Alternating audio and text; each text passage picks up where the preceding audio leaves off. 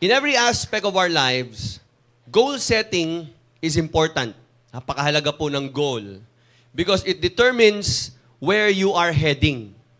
Mahirap pasukin ang isang bagay na wala kang goal. Sa lahat ng aspeto, kung ikaw ay athlete, whether you are a actor, ikaw ay businessman, ikaw ay employee, meron kang nais marating sa buhay, goal is very important. Lalong-lalo na po sa ating Christian life. Dapat, maging malinaw po sa atin, ano ang ating goal. So, kung tayo ay Christian, why do you read your Bibles? Why do you pray? Why do you worship? Why do you serve and minister to people? Why do you obey God? Bakit tayo nagmi-meet dito every Sunday? Ano po ba ang goal ng bawat Kristiyano sa kanilang Christian life? What is your goal? Ang goal mo ba sumaya lang? Ang goal mo ba yung makalimutan mo ang problema mo? Yun lang ba ang goal natin? Ang goal ba natin yumaman, dumami ang pera? Yun lang po ba? Now let me remind everyone today, the number one goal of every Christian must be Christ-likeness. Ang number one goal po ng isang Kristiyano ay dapat ang maging kagaya ni Kristo. To be like Jesus. According to John Bunyan's classic book, Pilgrim's Progress, sabi niya po doon, meron daw pong 3 main hindrances to our spiritual growth. Meron daw po 3 bagay na pumipigil sa atin para tayo ay maging kagaya ni Kristo, mag-grow at maging ma-transform to be like Christ. Number 1 is the attraction of the world. Isa yan sa matinding bagay na pumipigil sa ating paglago upang maging kagaya tayo ni Jesus. Ang attraction of the world ay pwedeng pumigil sa atin para makita ang image ni Christ. Lagi po merong pressure na dumarating sa mga kaibigan mo, laging dumarating yan, pauwi ka na, galing kang trabaho, minsan galing ka ng church, yayayain ka na inuman, yayayain ka uli sa mundo, hihilain ka ng mundo pabalik, merong attraction. No? At lalo na po kung walang nakakakita, ang bilis nating matempt kasi iniisip natin walang nakakakita, walang nakakahuli. Secondly, bukod sa mundo, isang bagay din na pumipigil, I know it's a strong hindrance to our spiritual growth and we have to face it every day. Pero pangalawa po na pumipigil sa atin, sa ating transformation to be like Jesus Christ is of course the devil, Satan. The Bible tells us that Satan is like a roaring lion seeking someone to devour. 1 Peter 5:8. Ibig sabihin, gagawa siya ng paraan para i-discourage ka, para i-deceive ka. Noong October 31, November 2, kakatapos lang po ng youth camp, after nun, lagi ko nire-remind, especially mga young people, hindi lang po lang young people, lahat ng mga members ng church. Every time na meron kang ginagawang malaking desisyon sa Christian life mo, either bago ka gumawa ng desisyon o pagtapos mo gumawa ng desisyon, merong atake si Satan. Hindi mo napansin? After mong mag-decide talaga na mag-repent na, tatalikuran ko na to, hindi ba biglang may atake sa buhay mo ang dyablo? Hindi ba pagkatapos nag-start ka na uli mag-church, nag-start ka na uli magpa-disciple, nag-a-attend ka na ulit, nagbabasa ka na ulit ng Bible mo, kakatapos na ng revival, na-revive ka ng youth camp, na-revive ka nung last week kasi nagkaroon ng anointing of oil, grabe ang tindi ng presence ni Lord. After nun, ano nangyari? Hindi ba merong attack? Dahil ang dyablo, sabi po, kailangan maging maingat tayo because the devil is like a roaring lion. Paikot-ikot yan, binabantayan niya ang mga Kristiyano. Pwedeng i-discourage ka niya, maglagay siya ng doubt, maglagay siya ng takot, pabagalin niya ulit yung paglago mo. He wants to slow down your spiritual progress. Kaya nga sabi ni Peter, be vigilant, be watchful. Lagi nangyayari yan. Bago mag-camp, bago mag-revival, on fire, excited. Pagtapos ng camp, boom, nawala. Ano nangyari? Sabi niya, lilipat lang daw siya. Ay, iba pala yun. Iba pala yun. Sorry. Lilipat lang daw siya. Mali pala yun. Okay. Anyways, pangatlong bagay po na pwedeng pumigil sa ating spiritual growth, bukod sa siyempre attraction of the world, secondly, the devil, thirdly, is something that is within you. And it is the desire of your flesh. So it is the world, the devil, and your flesh. Ano ba ang flesh? Pag sinabi po nating flesh, every time ginagamit po ito na term sa Bible, it always refers to our old sinful desires. Kasi the moment na naging Christian ka, meron ka ng panibagong desire. So pag sinasabi nating ang isang tao ay makalaman, ang umiiral pa rin sa kanya ay yung kanyang pansariling pagnanais o yung mga selfish desires niya. Pwedeng yan ay appetites, pwedeng yan ay lust, pwedeng yan ay selfish desire mo or ambition. Ito yung mga desire mo nung hindi ka pa saved. Nung hindi ka pa naboborn again. So, minsan tinatawag din itong the old man or the old self. Sabi nga po natin, the old self. Pag sinabing flesh, ito yung dating ikaw. Di ba? Hindi napansin yun, bakit minsan nag-decide ka naman talaga na susunod na ako kay Christ. Pero alam mo yun, yung old self mo na war freak, na laging gusto makipag-away, hindi mo mapigilan yung pananalita mo. Kapag ka may nagtitrigger sa'yo, isang tao lang na maka-offend sa'yo, hindi mo mapigilan yung pananalita mo. Old self mo yun. Iba na kasi yung new self eh. Ang new self mo, si Christ. Yung buhay na ni Christ. Ang problema, yung flesh mo kasi nandyan pa. So, if our goal is to be like Christ, ano dapat kong gawin kung may tatlo kong kalaban? Ang kalabang ko, ang mundo, si Satanas, tapos sarili ko pa, kalaban ko din. Isa lang ako, paano ko mapagtatagumpayan yun? Anong gagawin ko? Alam ko na, siguro I should try my best. Kailangan mas galingan ko pa, mas disiplinahin ko pa yung sarili ko, pagbutihin ko pa, trabahuin ko pa, dagdagan ko pa yung effort ko. The truth is, you can. Kahit padagdagan mo ang effort mo, kahit gawin mo ang pinaka-the best mo sa pagdidisiplina sa sarili mo, no matter how hard you try, you can never grow to be like Christ in your own effort. In your own work. Why? Growing in Christ is a divine work. Ito po ay trabaho ng Diyos. At ang kailangan mo lang i-connect ang sarili mo sa kapangyarihan ng Diyos. And God will do the work. That's why the title of our message this morning is Growing in Christ Likeness. Everybody say, Growing in Christ Likeness. So ang tanong, how can we obtain power? If we really need a divine power, how can we obtain power to grow in Christ likeness? Paano tayo magkakaroon ng kapangyarihan na lumago? Pastor, ang tagal ko na kasing Christian. 10 years na akong Christian, pero immature pa rin ako. Aminado po ako. So hindi to aamin ngayon. Hindi, joke lang, joke. Huwag na kayo umamin. Okay? Minsan talaga, nakikita yan. Yung immaturity, no? Mabilis ma-offend, mabilis magtampo, mapagtanim ng sama ng loob, no? Mabilis matukso. Alam niyo, kapatid, kahit palayuin mo yung tukso, ikaw naman di lumalapit. Layo ka na, lalapit ka. Kasi madali tayong matempt eh. And if we want to grow in Christ-likeness, kung gusto po natin lumago at maging kagaya ni Kristo, mabago tayo araw-araw, saan ba nang gagaling ang kapangyarihan? How can we obtain power? Everybody say power. Ibig sabihin, kanina sinabi ko na, hindi mo kaya, hindi to sa sarili mong power, kailangan mo ng divine power from God. Now, let's read our text in Galatians 5, verse 16 to 25. Babasahin po natin yan. Okay? Galatians chapter 5, beginning with verse 16 to 25. So I say, walk by the Spirit. Everybody say, Spirit. And you will not gratify the desires of the flesh. For the flesh desires what is contrary to the Spirit, and the Spirit what is contrary to the flesh. They are in conflict with each other, so that you are not to do whatever you want. But if you are led by the Spirit, you are not under the law.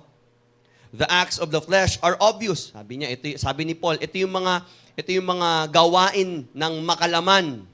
Sexual immorality, impurity, debauchery, idolatry, witchcraft, hatred, discord, jealousy, fits of rage, selfish ambition, dissensions, factions, envy, drunkenness, paglalasing, orgies, pagiging mahalay, and the like. Lahat daw ng mga kagaya nito, lahat ng mga gawain na kapareho dito. At sabi ni Paul, I warn you, as I did before, that those who live like this will not inherit the kingdom of God. But the fruit of the Spirit, everybody say fruit. The fruit of the Spirit is love, joy, peace, patience, kindness, goodness, faithfulness, gentleness, and self-control. Against such things there is no law. Those who belong to Christ Jesus have crucified the flesh with its passions and desires. Since we live by the Spirit, let us keep in step, or let us walk in the Spirit. Everybody say, walk in the Spirit. Napakahalaga po that we must walk in the Spirit. So that's the answer. The only thing na pwede mong magawa in order for you to grow in the likeness of Christ, taas kamay lahat ng gustong matransform at maging kagaya ni Christ. Amen. If your desire is to be like Christ, you must learn to walk in the Spirit. Yun ang only source of power. The only source of power to be transformed. Hindi kasi yung pipilitin mong magpakabait eh. Kasi magugulat ka, nagpakabait ka ngayong araw na to, bukas magagawa mo ulit.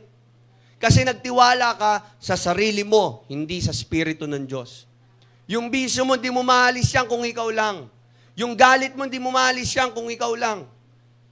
Yung lahat ng kalaswaan sa isip mo, lahat ng mga masasamang gawa, lahat ng kasalanan na hindi mo mapagtagumpayan, hindi ka magtatagumpay kung ikaw lang. You are no match.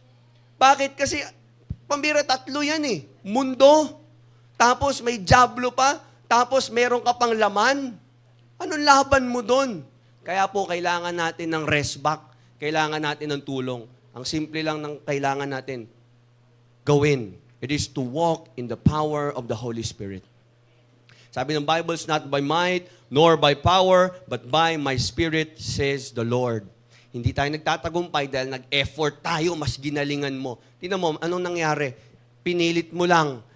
Nagsarili ka lang na effort, hindi ka nagtiwala sa Holy Spirit, you don't develop a relationship, a communion, hindi mo dinevelop yung closeness nyo ni Holy Spirit. Ano nangyari? Di ba na-frustrate ka? Hindi ba bumalik ka na naman sa dati mong sitwasyon?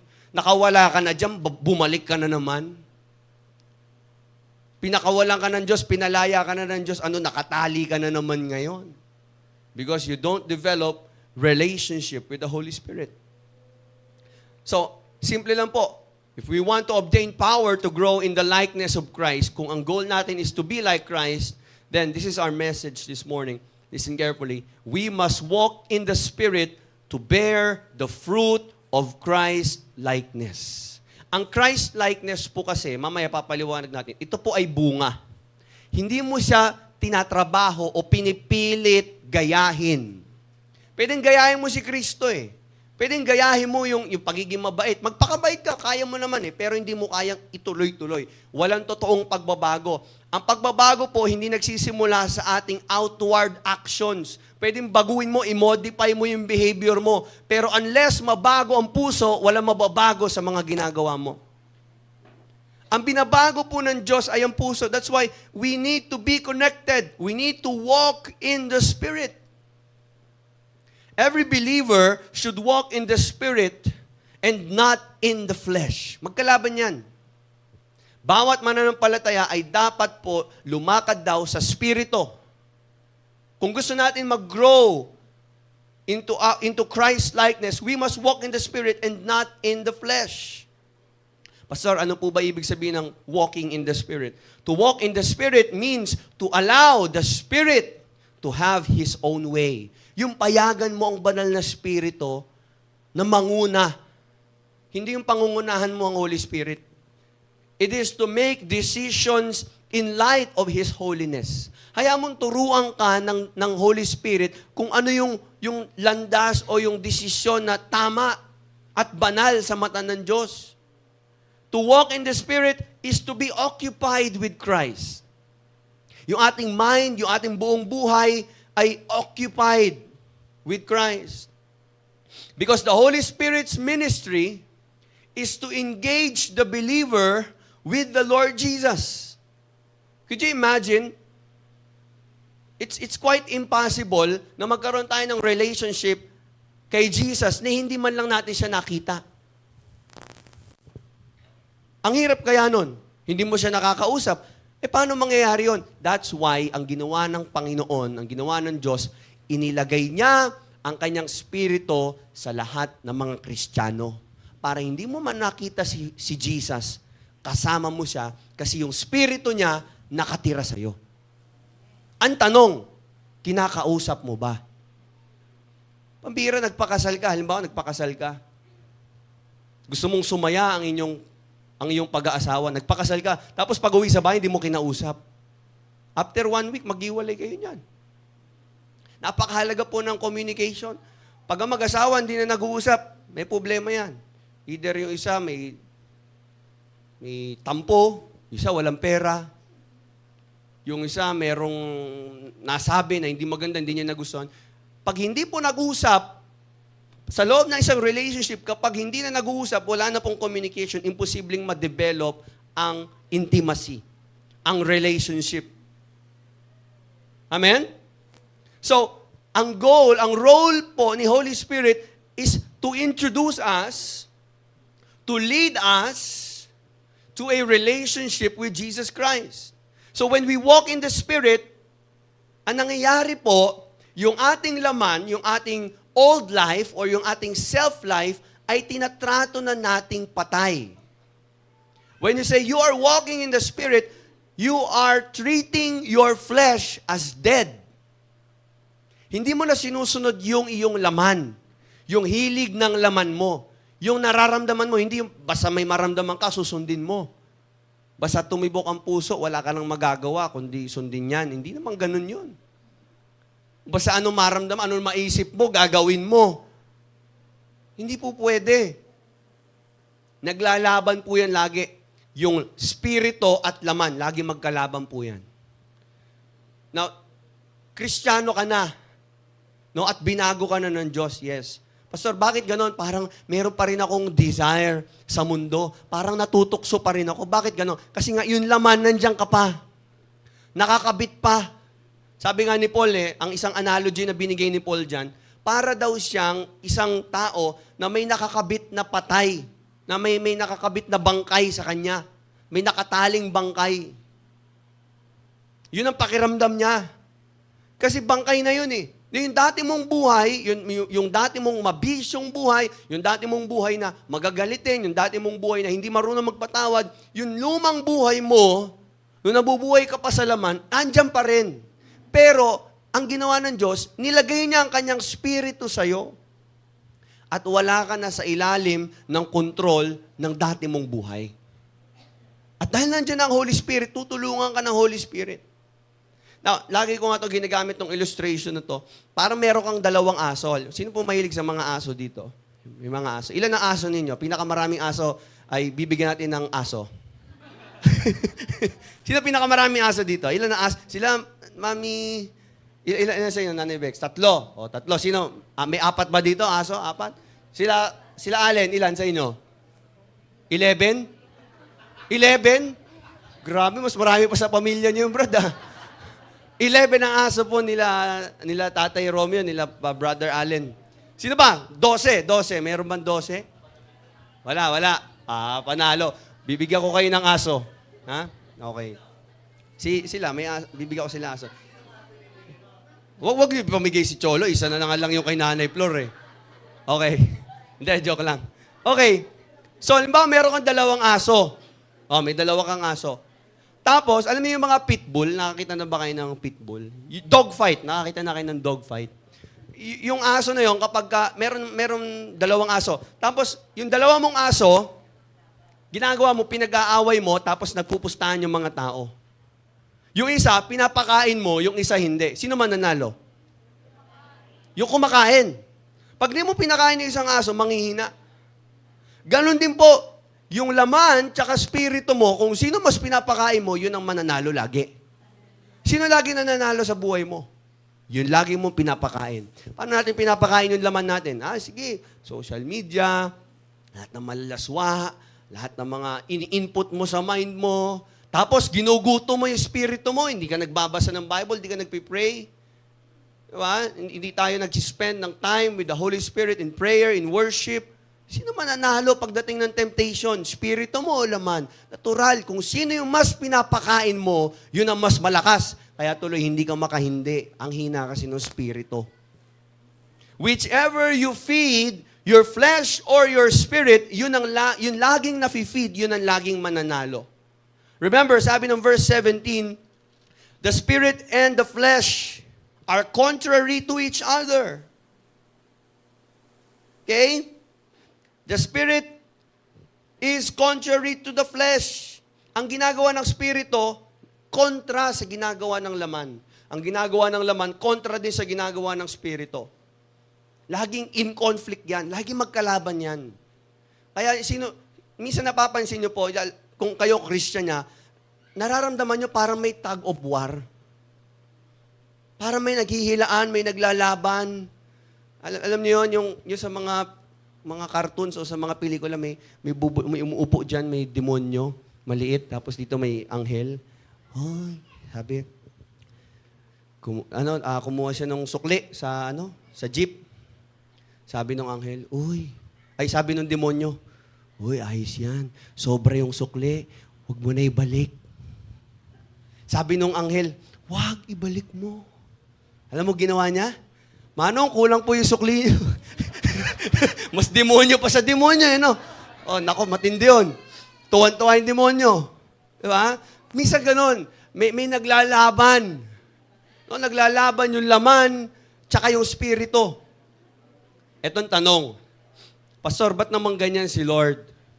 Ang hirap Ba't di na lang niya tinanggal yung laman natin?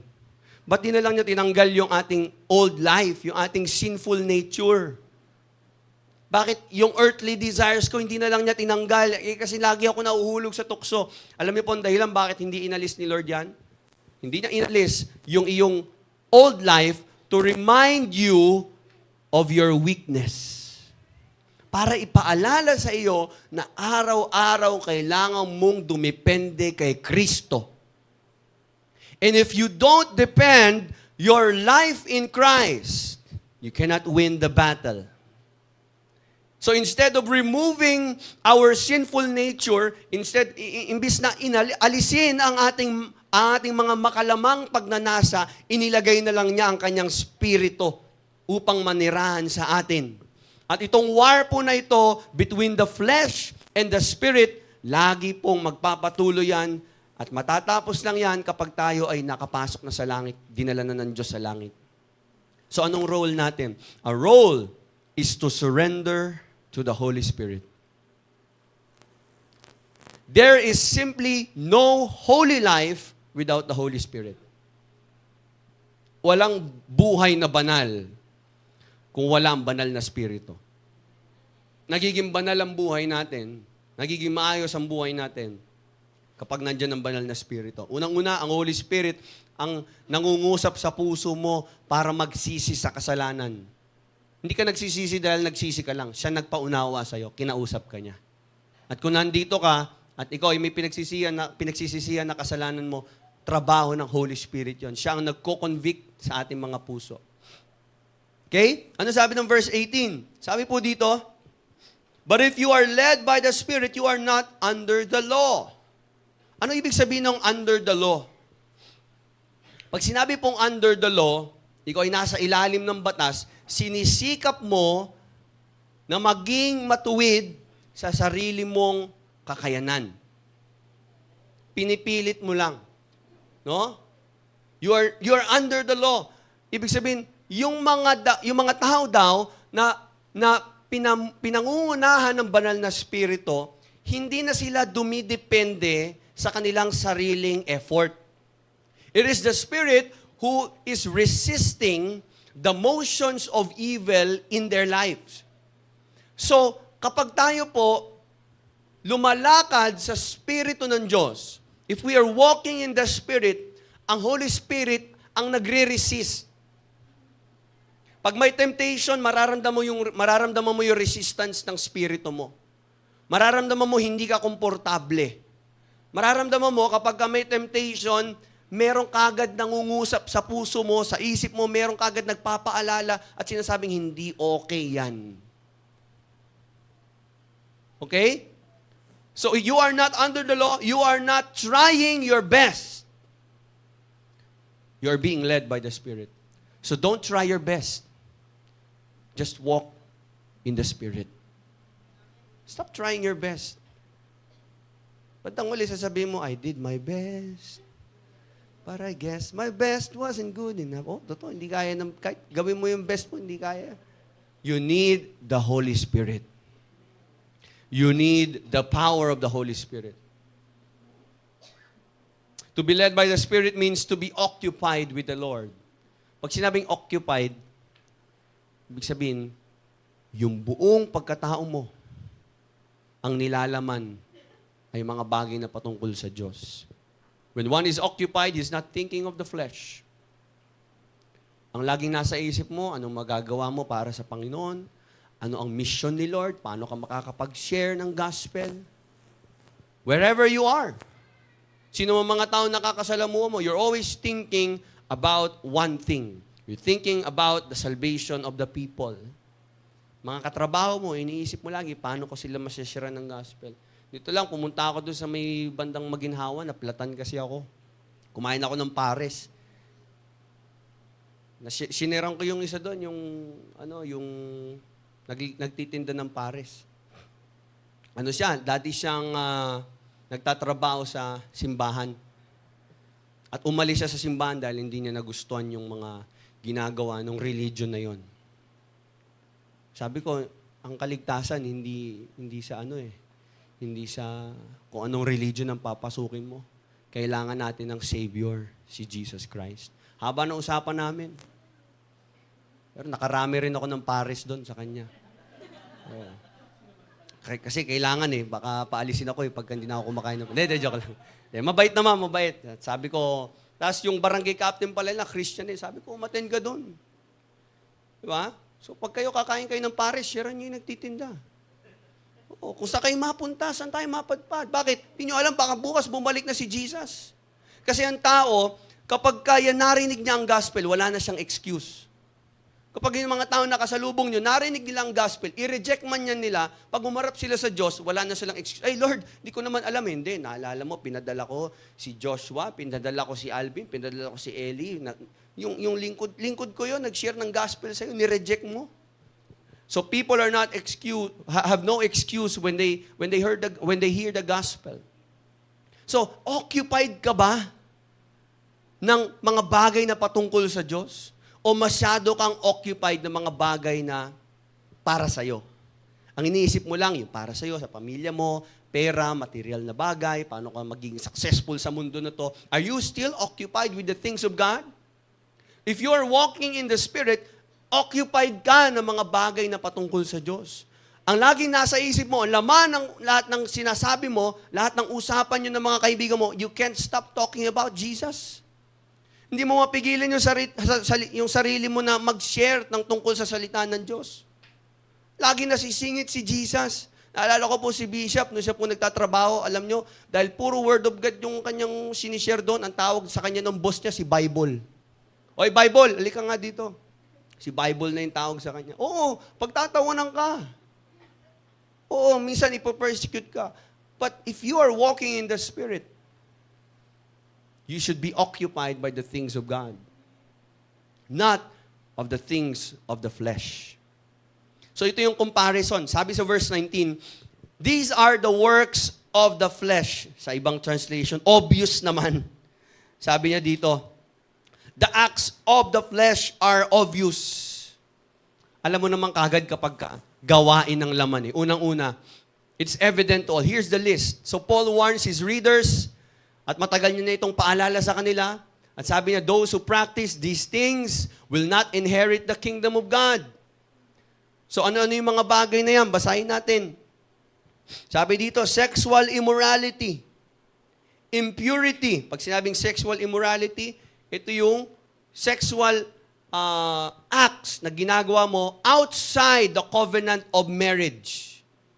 So if you're having sex with someone, you're sleeping around, nakikipag-sex ka sa girlfriend mo, hindi mo na maasawa yon, nakikipag-sex ka sa kung kani-kanino, pero hindi mo na maasawa yon, sexual immorality yon.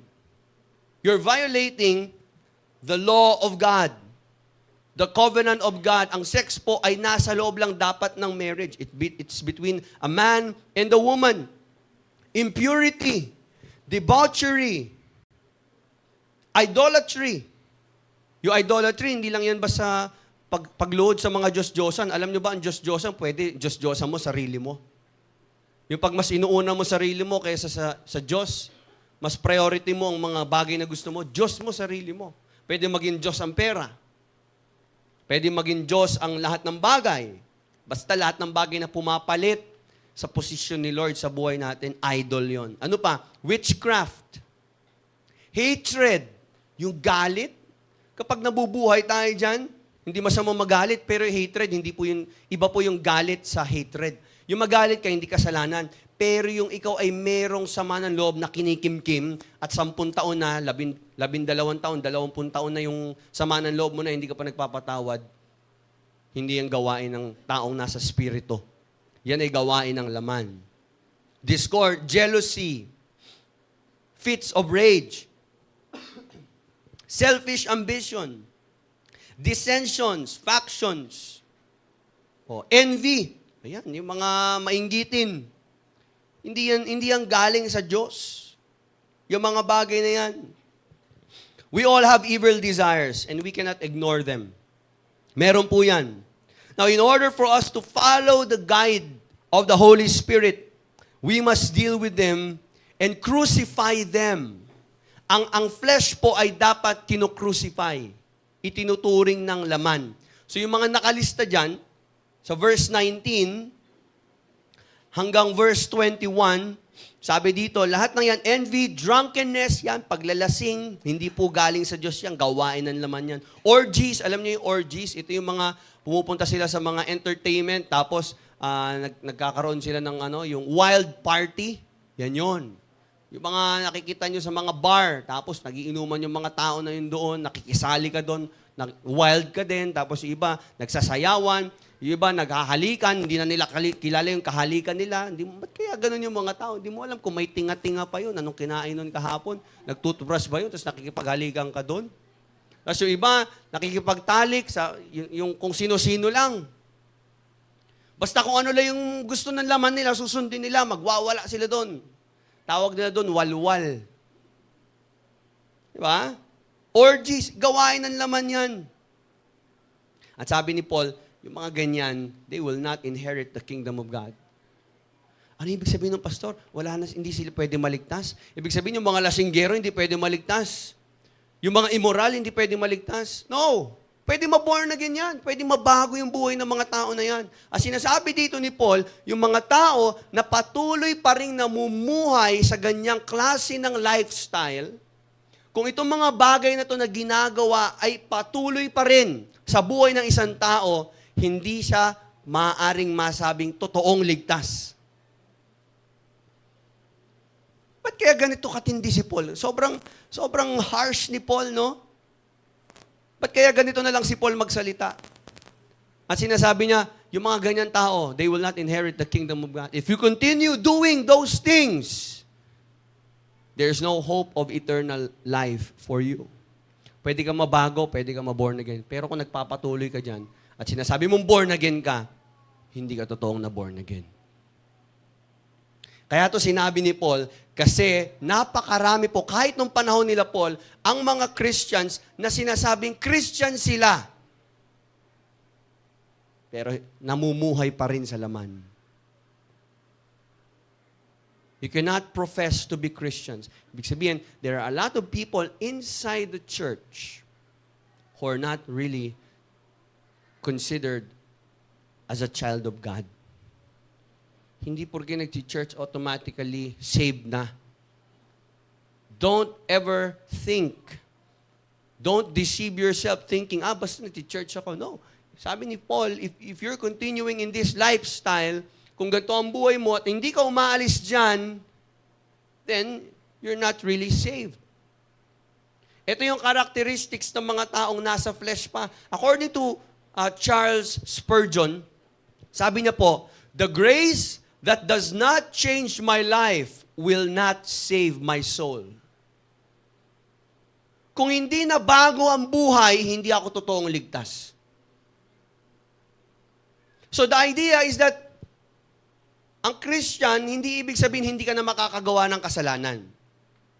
Pero, iba yung nananatili ka sa kasalanan. Ang Christian, makakagawa at makakagawa ka ng kasalanan. Pero yung nananatili ka dyan, hindi mo inaalis yung sarili mo. Hindi Kristiyano yun. Yun ang sinasabi ni Paul.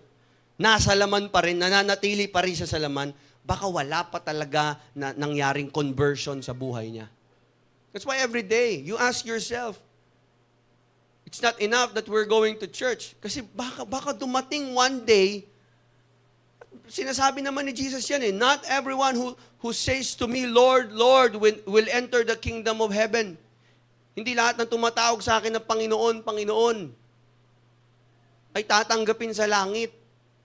Kasi marami magsasabi sa akin, sabi pa nung iba, ito ginawa namin, kami ay nag-preach, kami nagpalayas ng demonyo, kami nagpagaling, ang dami nilang ginawa. Iniisip kasi nila, basta marami kang nagawang mabuti, kahit pa mga religious works yan, akala nila, yun ang magliligtas sa kanila. No. Kahit marami ka na-accomplish in your religion, in your church, pwedeng hindi ka kilalanin ng Diyos. It is possible. Pwede marami ka na itulong sa simbahan, pero kung hindi mo talaga kilala ang Diyos, at hindi ka kilala ng Diyos, pagharap mo sa Diyos, sasabihin sa'yo, hindi kita kilala. Lumayo ka sa akin. Ang hirap. Kaya ngayon pa lang dapat maging sigurado tayo. Maging panatag tayo na pagharap natin sa Diyos, meron tayong confidence na talagang, kilala ako ng Diyos. Kilala ko siya. Hindi mo po pwedeng pagharap mo kilala ko po si Bishop Ray. Nag-church ako sa kanila. Kilala ko si Pastor Carl. Jesus, kilala ka. Alam mo yun, di ba? Nag-attend ako katabi nung, di ba?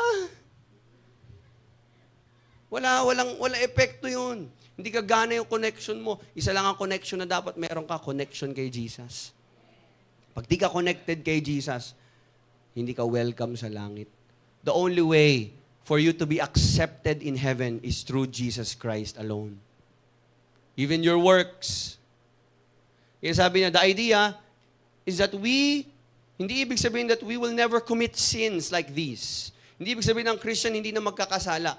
Pero kapag ang isang tao nananatili sa pagkakasala, hindi pa siya totoong Christian. Nananatili ka sa mundo Tapos sasabihin mo Christian ka? No. Of course not. However, on the other hand, ito yung kinumpare ni Paul, sabi niya, ito yung mga gawa ng laman. Ngayon naman, ito naman ang bunga ng banal na spirito. At ito yung dapat makita. If we want to grow in the likeness of Christ, ito po yun, yung makikita po natin sa Galatians chapter 5, verse 22. Ito yung dapat na makitang bunga sa atin. Sabi, but the fruit of the Spirit is love, joy, peace, patience, kindness, goodness, faithfulness, gentleness, and self-control. And against such things there is no law. So, notice, sabi ni Paul, fruit. Works, yung kanina sa flesh, works. Works are produced by human effort. Hindi sinabing work of the Spirit. Ibig sabihin, hindi ito tinatrabaho. Hindi ito basta ginagaya mo lang o pinipilit mo lang sundin o gawin.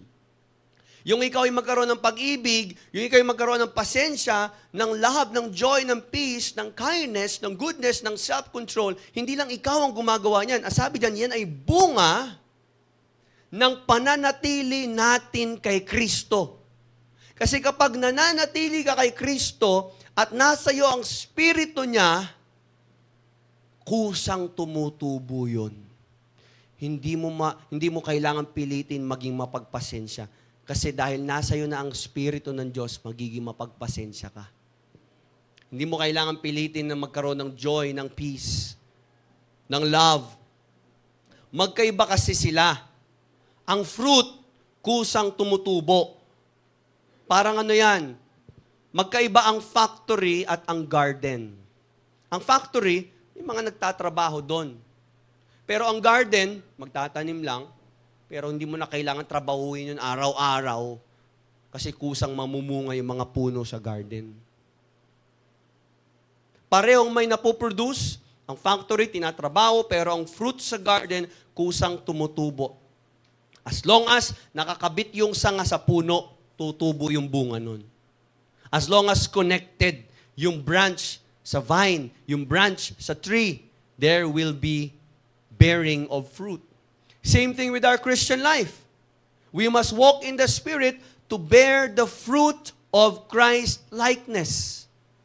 Hindi po pwedeng magbunga yan ng kusa kung hindi tayo nakakabit, kung hindi naka-join o nakakonect ang buhay natin with Christ. So the fruit of Christ-likeness, sabi again, pagbabasa natin yung verse 22, the fruit of the Holy Spirit, which means this is just one fruit. Pero ang daming characteristic, hindi naman sinabing fruits of the Holy Spirit. At itong delikado, mahirap yung marami kang gifts, wala kang fruit of the Holy Spirit. Ang gifted mo, ang galing-galing mo. Pero yung bunga ng banal na Espiritu, wala sa'yo. Pwede kasi maging gifted yung mga tao sa church, pero wala naman talagang Savior sa puso. Pwede ang dami mo nagagawa sa church, pero hindi nagbubunga yung banal na Espiritu sa'yo. Hindi makita tuloy na totoong Christian ka. So again, sabi na dito, ito ay bunga. Hindi niya sinabi mga bunga ng banal na Espiritu. Ibig sabihin, lahat ng ito, yung love, joy, peace, patience, goodness, kindness, gentleness, faithfulness, self-control, lahat ng yan, isang bunga lang.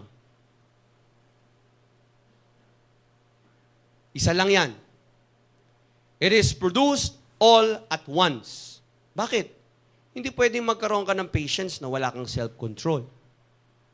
Hindi pwedeng isa lang ang meron ka dyan. Kung nasa iyo ang Holy Spirit, lahat yan. Makikita sa iyo. Because it describes the life of the child of God. Number one, love. Ano ba ang love? God is love. Of course, dapat nasa iyo yan kung nasa iyo ang Spirit ng Diyos. Dahil pag-ibig, ang Diyos ay pag-ibig. Tapos ikaw, wala kang pag-ibig sa kapwa. Hindi mo kayang ibigin yung kapwa mo, may galit ka. Baka hindi ka pa Christian. Sabi ni John yan sa 1 John, if you don't love your brother, yung kapatid mo na nakikita mo, hindi mo kayang mahalin, tapos sasabihin mo, ang Diyos mahal mo, hindi mo naman nakikita.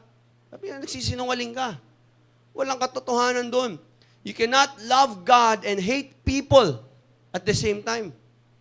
If you really love God, you should love your brothers and sisters. Kung pwede kang magalit. Pero hindi ka magpatawad, may problema tayo doon. What is joy? Joy is contentment and satisfaction with God and the things of God.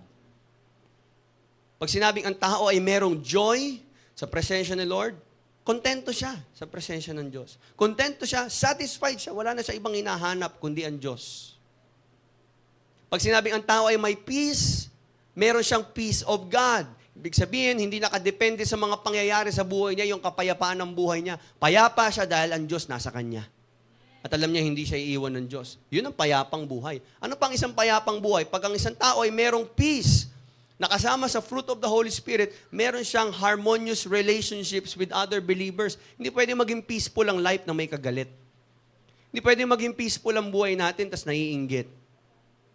Kung may sama ka ng loob, imposibleng maging peaceful ang pagtulog mo. Baka nga bangunguting ka pa eh. Amen?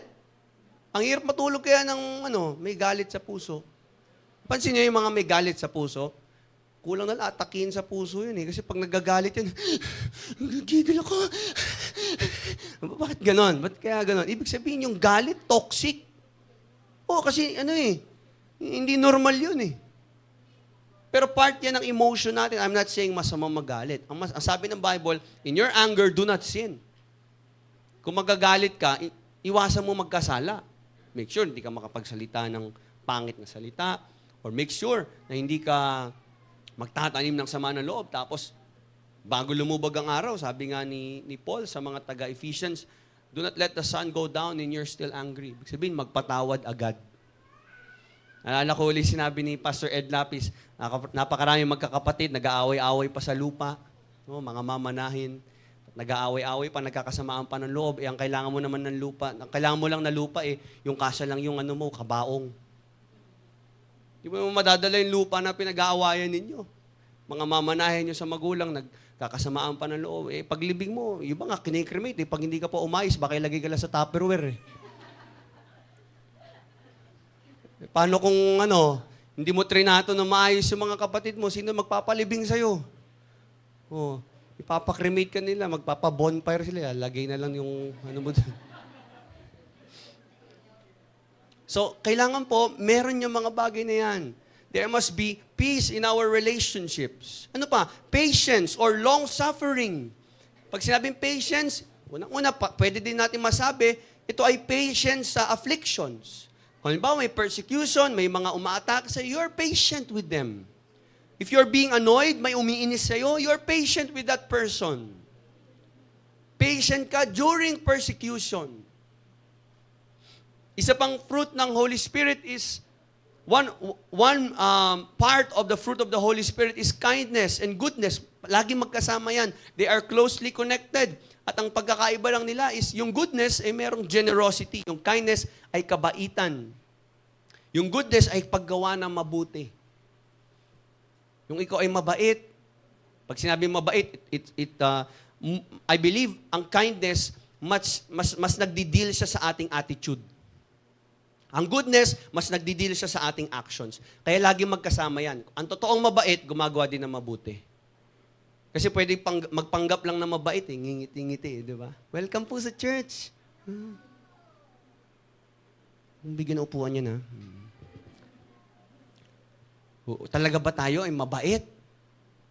Talaga bang tayo, kapag mabait ba tayo, walang favoritism? Baka naman mabait ka lang doon sa mga gusto mong pakitaan ng kabaitan. Hindi po yung bunga ng banal na spirito. Kung totoong mabait ka, dapat mabait ka sa lahat. Huwag ka lang maging mabait doon sa mga alam mong kayang suklian yung kabutihan na ginagawa mo. Amen?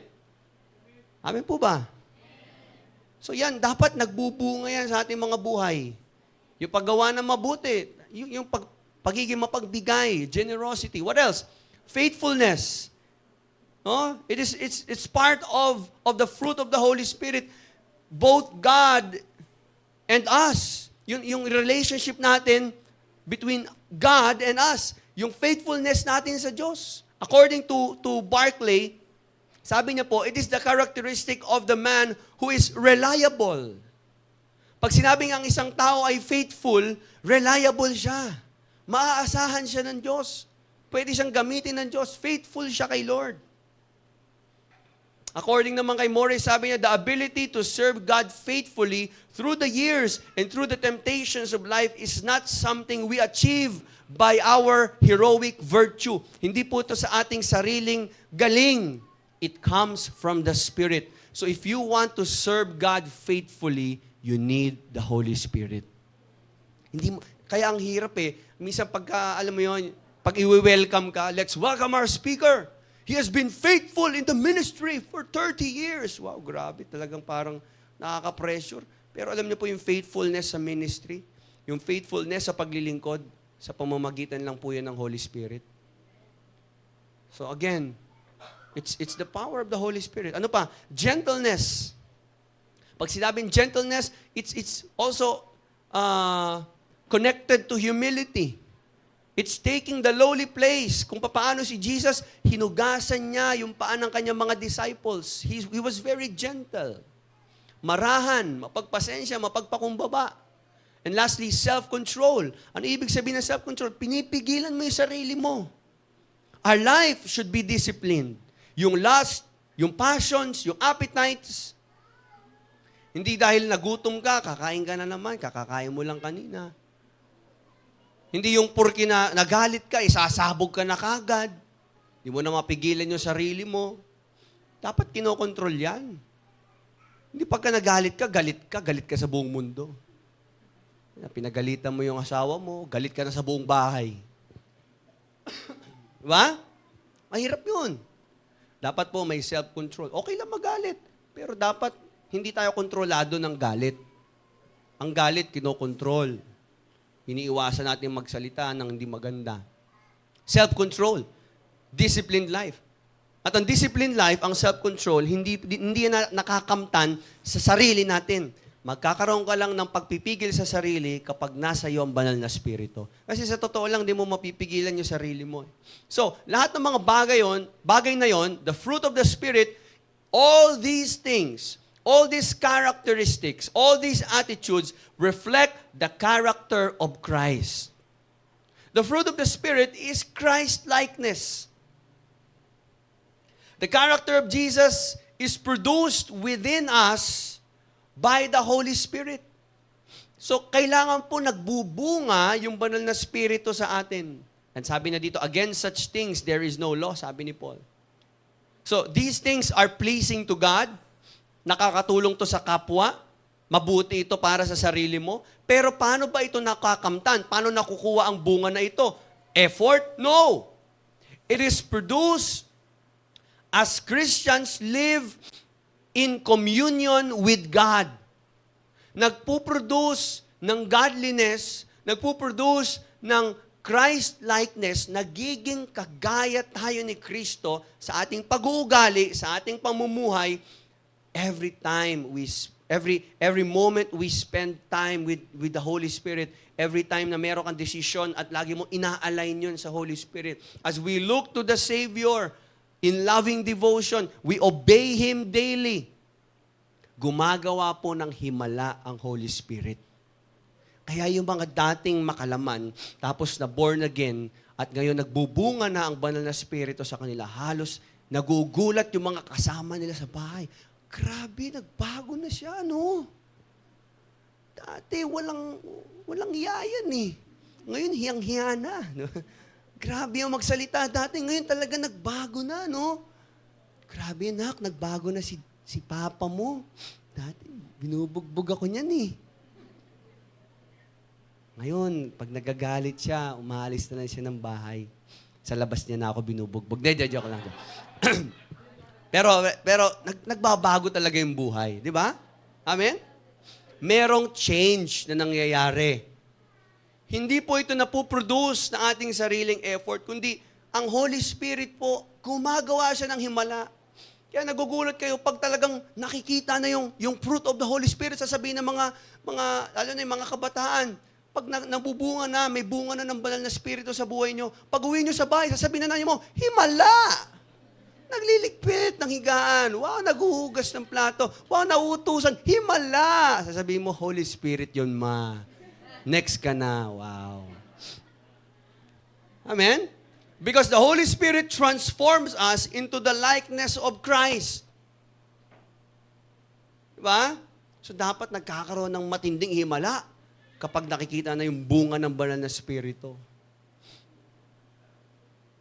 Kung paano ang sanga na nakakabit sa puno, dahil nakakabit siya sa puno, kaya siya namumunga. Kasi yung puno, yun ang nagbibigay sa kanya ng buhay. Ang sanga, pag pinutol mo, wala nang buhay yan. Hindi naman magiging puno uli yan, tapos mamumunga ng kusay. Hindi. Kailangan ng sanga nakakabit sa puno para magkaroon ng bunga. Tama? Tama ba? Alam nyo, ganun din po ang lahat ng mananampalataya. Kailangan nakakonect ka kay Jesus para mamunga ka ng buhay ni Kristo. Hindi kasi pwedeng maging fruitful ang buhay natin. When I say fruitful, yung fruit ng character ni Jesus. Hindi pwedeng makita si Jesus sa buhay natin kung hindi ka naman connected kay Jesus. So again, we must walk in the Spirit to bear the fruit of Christ likeness. Ipaki-flash nga uli yun. We must walk in the Spirit to bear the fruit of Christ likeness. Basahin natin sabay-sabay para maalala natin, hindi natin makalimutan. 1, 2, 3, go! Spirit to bear the fruit of Christ likeness. That's the only way. You want to grow in Christ-likeness? You want to grow in the likeness of Jesus? You want to be transformed? Sino dito gusto mabago ang buhay? You want to be transformed? The only way for you to be changed is to walk in the Spirit. Pastor, may tukso. Pastor, may flesh. Ang sabi ng Bible, the only way for you para mapagtagumpayan mo ang laman ay lumakad ka sa Spirito. Kasi ang Spirito ang magre-resist sa laman mo. Basta lumakad ka sa banal na Spirito. So if we want the fruit of the Spirit to grow in us, we must join our life with the life of Christ. Sabi ng John 15 verse 4, apart from me, sabi ni Jesus, you can do nothing. We must be connected to Him. Yan, John 15:4. Remain in me. Everybody say remain. If you remain in Jesus, sabi niya, I will remain in you. No branch can bear fruit by itself. It must remain in the vine. Neither can you bear fruit unless you remain in me. Verse 5. I am the vine. You are the branches. If a man remains in me and I in him, he will bear much fruit. Apart from me, you can do nothing. You cannot live your Christian life apart from Christ. Apart from the Holy Spirit, there is no Christian life. There's only religion. Walang Christian life kung wala talaga si Christ. Napakaraming mga tao. May religion lang. May church. Ang mahirap niyan, nag-grow sa church pero hindi nag-grow kay Christ. So we must know Him. We must love Him. We must remember Him and imitate Him. Okay? So are you bearing the fruit of the Spirit? Every time na uuwi ka sa bahay niyo, nakikita ba si Jesus sa'yo? Are you growing in Christ-likeness? Does your family see Christ in your words? In your attitude? Si Christ ba, si Jesus ba, nakikita na sa buhay mo, sa mga katrabaho mo? Nakikita ba yan kapag nasa bahay ka? Kapag kasama mo mga kumari mo, mga kumpare mo, mga kaibigan mo, mga classmate mo? O kahit minsan dito na lang sa church. Yung mga kasama natin dito sa church, nakikita ba si Kristo sa'yo? Or kahit kapag ikaw na lang mag-isa, nandun pa rin ba ang buhay ni Christ? The true evidence that the branch is alive is when it bears fruit. Kaya po, tandaan po natin, the true evidence that you are alive in Christ is the fruit of the Holy Spirit in your life. Are you growing in Christ-likeness? Kasi kapag growing, ibig sabihin buhay. Pag hindi na nag-grow, baka patay. Baka wala talagang buhay. Lahat ng mga healthy, lahat ng may buhay, nag-grow. So ask yourself today, are you still growing to be like Christ? Are you still pursuing to be like Christ? Yung pa rin ba ang desire mo? At kung tumigil ang growth mo, naging stagnant ka, you can start today. You can start to make a commitment to Christ again. Hindi pa huli ang lahat. May purpose si Lord. Bakit ka nandito ngayon? Maybe He wants to change you. He wants to transform you. At wala na ibang makapagbabago ng buhay mo kundi siya lang. Ang maganda kay Jesus, tayo, kahit ilang beses natin siya i-reject, okay lang. Ang mahirap yung tayo i-reject ni Jesus. Pero maganda, habang may pagkakataon, sabi ni Jesus, lahat ng lalapit sa akin, hindi ko itataboy. Ngayon, kung lumalapit ka ngayon kay Jesus, hindi ka niya tinataboy ngayon. Tinatanggap ka ni Jesus. Habang may pagkakataon pa tayo ngayon na lumapit sa Kanya, bilang tagapagligtas, lumapit na tayo. Kasi sa susunod na pagbabalik ni Jesus, hindi na siya Savior, judge na siya ng buong mundo. Ngayon, Savior natin siya. At meron pa tayong pagkakataon para tayo ay maligtas. I want you to bow your heads right now and just close your eyes. And if you know in your heart that you're having problems in bearing the fruit of the Holy Spirit, alam mong you're still in the flesh and you're not walking in the Spirit, Jesus is telling you today, anak, mahal na mahal kita. Tanggap ko lahat ng past mo, lahat ng ginawa mo, tanggap ko yun. But I want to change you right now. I want to offer you my life. Receive my spirit right now. And just accept the forgiveness, the love, the mercy, and the life of Christ today. Sabi mo, Panginoong Jesus, tinatanggap ko po ang iyong spirito. Nais ko po, Lord God, na magbunga ang banal na spirito sa aking buhay. Lord, patawarin niyo po ako sa aking pagre-rebelde, sa aking pagmamatigas. Forgive me, Lord God, of my stubbornness. I want you in my life. I want to know you. I want to be like you. I want to be transformed by you. Sabihin mo sa Panginoon ngayon, na baguhin ka niya. Change my heart. Renew my mind. Panginoon, palayain niyo po ako sa galit.